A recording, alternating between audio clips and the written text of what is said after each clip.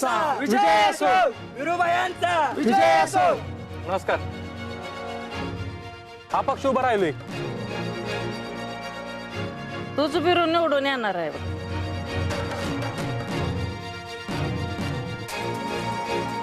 विरू इधर पैसे तुला। अहो नको। अरे घे लेकरा। अहो खरंच नको। घे लेकरा। माझं चिन्ह सूर्य आहे, लक्षात राहू द्या। माझं मत सूर्यालाच देणार। चल। विरोबायांचा विरोबायांचा विरोबायांचा विरोबायांचा विकासाचा वादा जग्गू दादा। बाबा नमस्ते, लक्ष असू दे। माया पेंडी उचल, बांधून झाले। चल।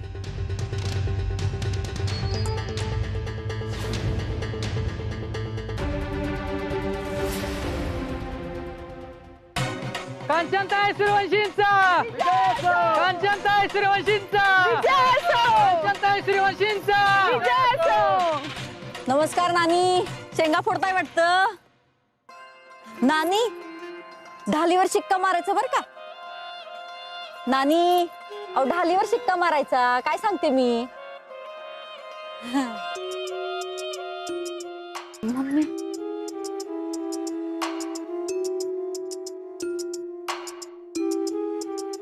नानी हे घ्या, ढालीवर शिक्का मारायचा घ्या। अहो असू दे, लाजू नका। हे बघा इथं ठेवते। ओ कांचनताई नमस्कार। नमस्कार नमस्कार। आमचं नानीचं ठरलंय बर का, आमचं मत वीरू भैयालाच असणार आहे। आणि तुम्ही जे काय दिलंय ना ते तुमचं घेऊन जावा।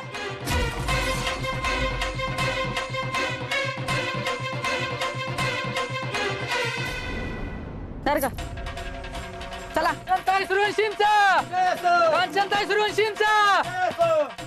मम्मी हो मम्मी, हो मम्मी अगं ऐक काय आहे?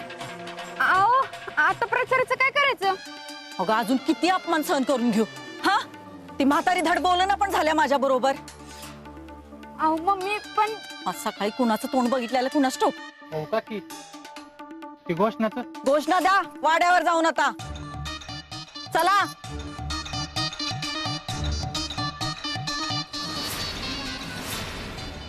विकासाचा वादा जग्गू दादा। आमचा नेता पॉवरफुल करी सगळ्यांची बत्ती गोल।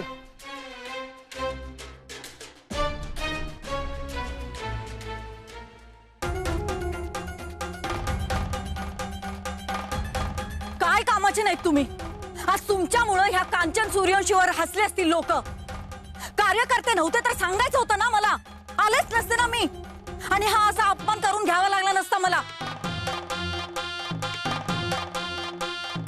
प्रचाराला जर लोकच नसतील तर गावातली लोक आपल्याला कशाला सिरियसली घेतील। पण ऐन टायमाला सगळे टांग देऊन विरूबाईच्या पाठीमागे गेले, त्याला आम्ही तरी काय करणार। विरू विरू विरू लईच डोक्यावर बसून घेतले लोकांनी त्याला। आणि हे असं सुरू राहिलं ना तर माझं डिपॉझिट जप्त होईल। नाही नाही नाही, मलाच आता काहीतरी केलं पाहिजे।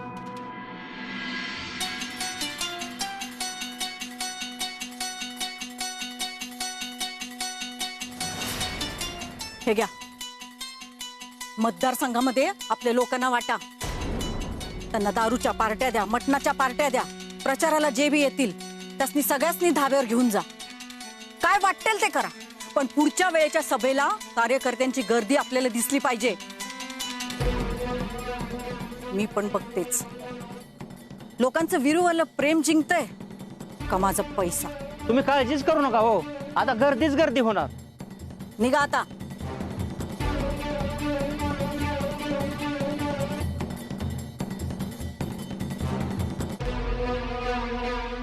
तीच काढून टाकायची आहे मला। विरूचा उमेदवारी अर्ज कॅन्सल होईल असं काहीतरी करावं लागेल। काहीही झालं तरी विरू या निवडणुकीत उभा राहता कामा नये।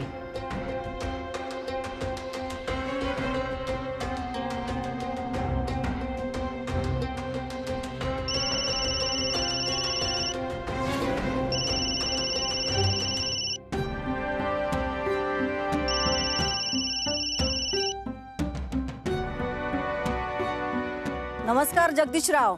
बोला कांचनबाई। कसा चाललाय प्रचार? नाही म्हटलं तुमचे दुसरे विरोधक इकडे निवडणूक लढवत आहेत आणि तुम्ही मात्र निवांत बसलाय. निवांत कुठे बसली तेव्हा? तुम्ही काळजीच करू नका. या इलेक्शन मध्ये ना सगळ्यासनी धूळ चालणार आहे जगदीशराव पाटील. पण चित्र तरी वेगळंच दिसतंय. राजवीर सूर्यवंशी आघाडीवर आहेत आणि जोरदार प्रचार चालू आहे. त्यांच्या प्रचारावर काय प्रति हल्ला चढवणार आहे का नाही तुम्ही? कांचनबाई, तो जसा आमचा विरोधक आहे ना तसा तुमचा पण विरोधकच आहे की. तेव्हा प्रतिहल्ला तुम्ही करायचा सोडून आम्हाला का फोन लावला? जगदीशराव, तुम्ही हे ऐकलंच असेल ना, शत्रूचा शत्रू तो आपला दोस्त असतोय आणि शत्रू जर मोठा असेल ना तर दोस्तांनी एकत्र येऊन त्याचा खात्मा करायचा असतो. त्यामुळं आपण आपलं नुकसान करून घेण्यापेक्षा एकत्र येऊन त्या विरूची नांगी ठेचली पाहिजे असं मला वाटतं. तुम्हाला काय वाटतं?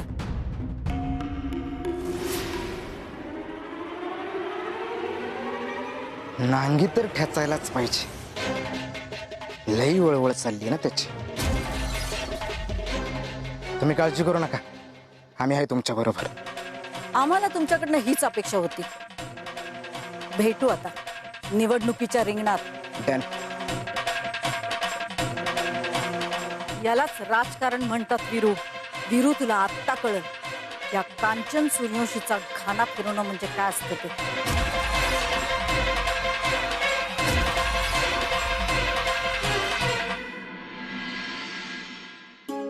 दरीरू पाणी गेले करा.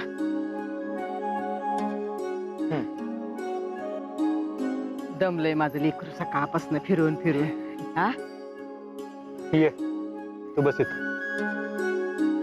होय रे, कसा झाला प्रचार? अहो आई, प्रचार करायची गरजच नाहीये अशी अवस्था आहे बघा. म्हणजे ग अहो, लोकांचं आधीच ठरलंय आई, यंदा वीरूलाच निवडून आणायचं. घराघरातनं सपोर्ट आहे आपल्याला. आणि आई, काही लोकांनी तर जागेवर प्रचारासाठी पैसे दिले. अगं काय सांगतेस तू ही? आणि आई, हे बघा, एवढंच नाही तर एका लहान पोरानं वीरूचं चित्र हातानं काढलं. भारी आहे ना? आणि आई, त्या आजोबा नाहीत का, त्यांनी वीरूला बघून दादासाहेबांची आठवण काढली. जिकडं तिकडं लोकांमध्ये एकच चर्चा आहे की यंदा निवडणुकीसाठी लोकांमध्ये लई उत्साह आहे बघा. आणि आई, वीरूनं बी प्रत्येक घरात जाऊन लोकांची चौकशी केली, त्यांच्या आडी अडचणी विचारल्या. लई फिरलाय बर का असतो.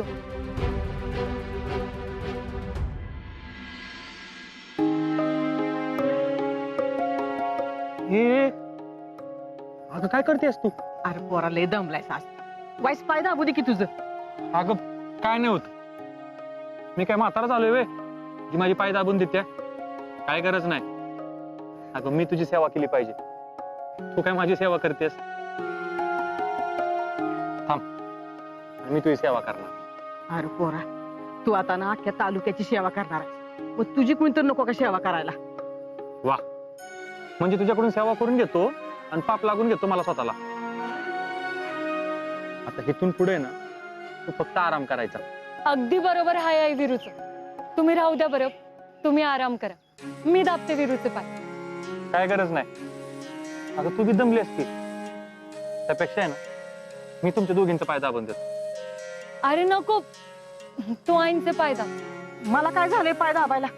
म्या मस्त खमकी आहे. ठीक आहे, मग कोणीच कोणाचे पाय नको दाबायला. जीवया आणि झोपूया. उद्या इलेक्शनचे लय काम आहे. हा, ए बाळा, लई मोठा बनबट.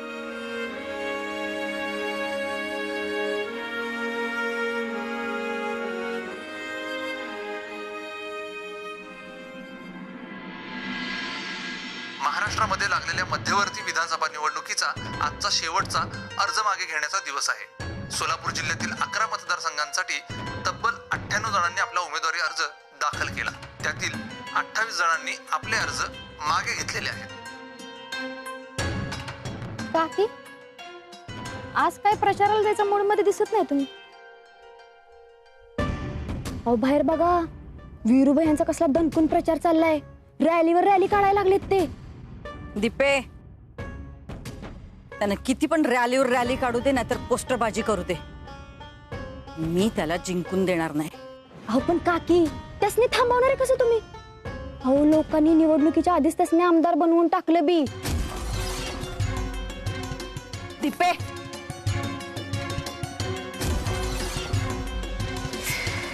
कळेल तुला ते लवकरच.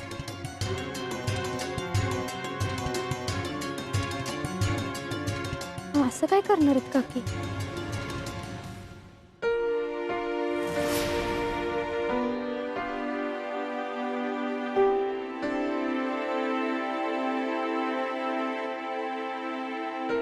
वीरू, वीरू, मला माहितीये तू माझ्यावर रागवलायस म्हणून, पण माझं काहीच चुकीचं नव्हतं.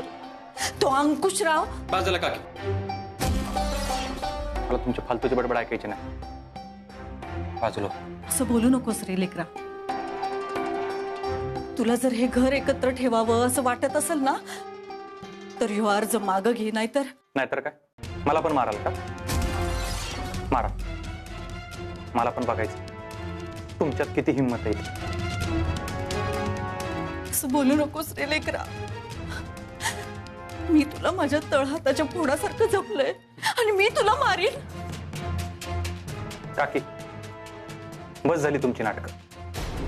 आता इथनं पुढे तुमच्या बोलण्याला भुलणार नाही. तो बाजूला वा, लई काम आहे ती मला.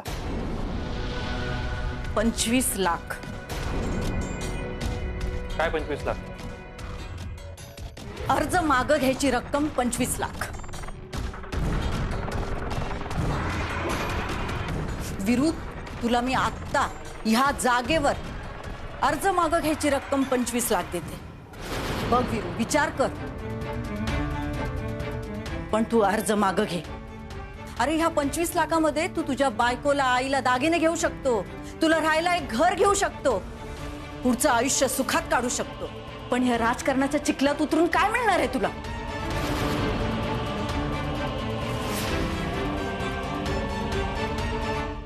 विचार कर वीरू, काय मिळणार आहे तुला?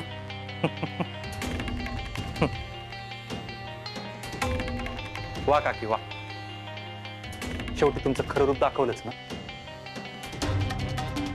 आणि हो, माझ्या मतदारसंघातल्या माणसांना तुमच्यासारख्या स्वार्थी आणि मतलबी माणसांपासून वाचवायलाच मी दलदलीत पुसतोय. माझा उमेदवारी अर्ज मागं घ्यायचं सोडा, तुमचं डिपॉझिट कसं वाचल ना ती बघा तुम्ही. म्हणजे तू माझं ऐकणार नाहीस तर? नाही, बोललो तर बोललो. ठीक आहे, तुझा जर हट्ट असेल ना तर माझा बी हट्ट आहे. या इलेक्शन मध्ये बघूच आपण, तुझी पॉवर जास्त आहे का माझी.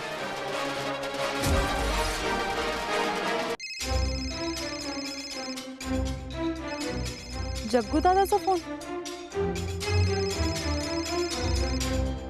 हॅलो. हॅलो पिऊ, मला तुला आत्ता अर्जंट भेटायचं. का दादा, काय झालं? अगं असं फोनवर नाही सांगता येणार, भेटल्यावर सगळं सांगतो. तू आत्ताच्या आत्ता भेट. आत्ता? अरे आत्ता मी वीरूच्या प्रचाराला जाते, तो माझी तिकडे वाट बघत असेल. अगं पिऊ, डॅडींबद्दल तुझ्याशी बोलायचंय. त्यांची तब्येत बरी नाही. काय झालं डॅडींना? ते बरे तर आहेत ना? अगं पिऊ, जे काय झालंय ते तुला भेटल्यावर सांगतो. तू आधी पहिली भेट बरं. बरं दादा, मी आलेच.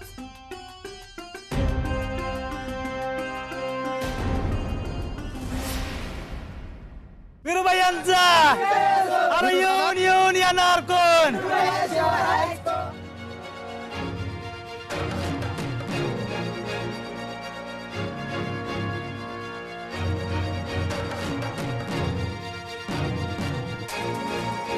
विरुबाईंचा विरुबाईंचा विरुबाईंचा. काय मग राबा, काय म्हणते तब्येत? बरं आहे, विरुबाई आले म्हणल्यानंतर बरंच वाटतंय की जरा. विरे, बघितलं, आजारी माणसं बी तरतरीत बरी झालीत तू निवडणुकीला उभं राहणार म्हटलं. विरे नाही नाही आबा, कसं आबा चिन्ह लक्षात राहू देत. हो सूर्य आहे, हा पक्ष उभा राहिलोय. बर. ए चला चव्हाण गल्ली जाऊ.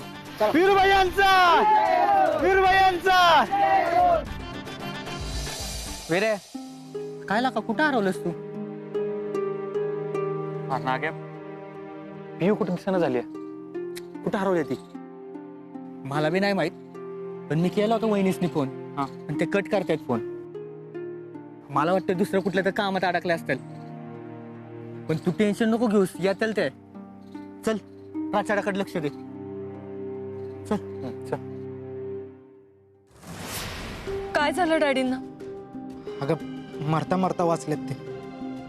म्हणजे तू गेल्यापासून नुसतं मदिरेच्या सवय होतात.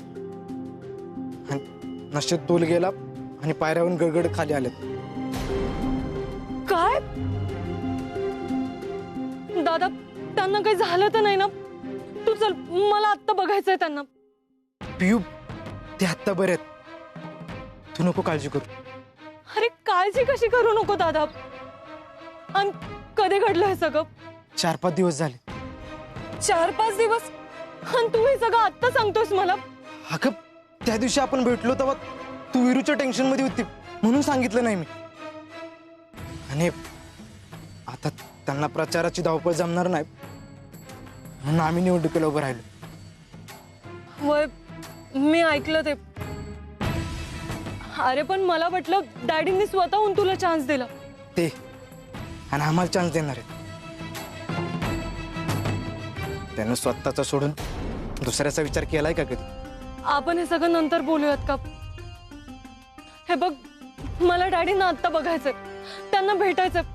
तू चल बरं बंगल्यावर, चल. पियू थांब, म्हणजे तू भेटायला आली तर मला काहीच हरकत नाही, पण हे वीरूला चालणार आहे?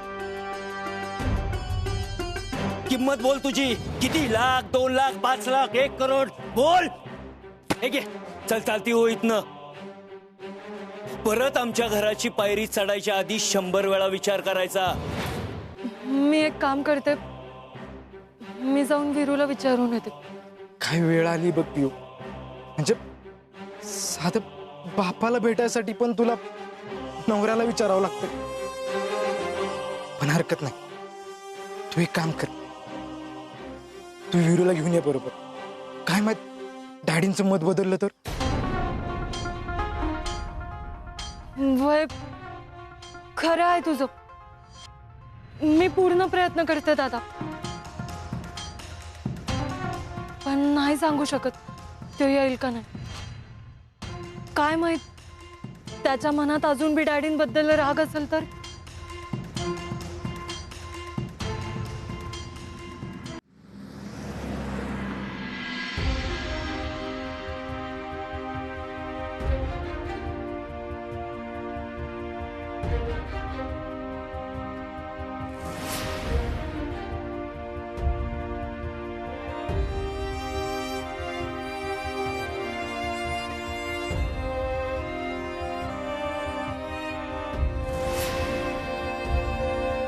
पियू, अगं काय झालं? तोच प्रचाराला आली नाहीस, डायरेक्ट घरी भेटू म्हणलीस. तुझा चेहरा बी उतरलाय, काय झाले? ते मी आज जग्गू दादाला भेटायला गेले होते. पियू, अरे ऐक तरी, वीरू, डॅडींचा अपघात झालाय रे. काय? वय आता कशी त्यांची तब्येत? नाही, बरे आहेत, पण ऐक ना, मला एकदा त्यांना भेटायचं होतं. मी काय म्हणते, आपण दोघं पण जाऊयात का त्यांना भेटायला? काय गरज नाही, त्यांची तब्येत बरी आहे ना आता, मग कशाला जायचं? आणि मी येणं तर शक्यच नाही. तुझा अपमान झालेला मी नाही सहन करणार. अरे पण ते माझे डॅडी आहेत वीरू. लहानाचं मोठं केलंय त्यांनी मला सांभाळलंय. रक्ताचं नातं आहे आमचं. त्यांच्या अशा वाईट साईड बोलण्याने, त्यांचा अपमान करण्याने तोडता नाही येणार. त्यांनी तोडलंच ना? आठवते ना काय बोलले होते? अगं तो सगळं सामान जाळलं होतं त्यांनी. त्यांचा एक शब्द माझ्या कानात घुमतोय. त्यांचं बोलणं अजून माझ्या डोक्यात गेलं नाही. हे बघ, मला ते सगळं मान्य, पण वीरू, आता त्यांना माझ्या आधाराची गरज आहे. आणि होऊ शकतं ना आपण दोघं त्यांना भेटायला गेलो, जुनं सगळं विसरून ते आपल्याला स्वीकारतील बी. मला नाही असं वाटत. आणि माझा डिसिजन झालाय. तू जाणार नाही म्हणजे नाही.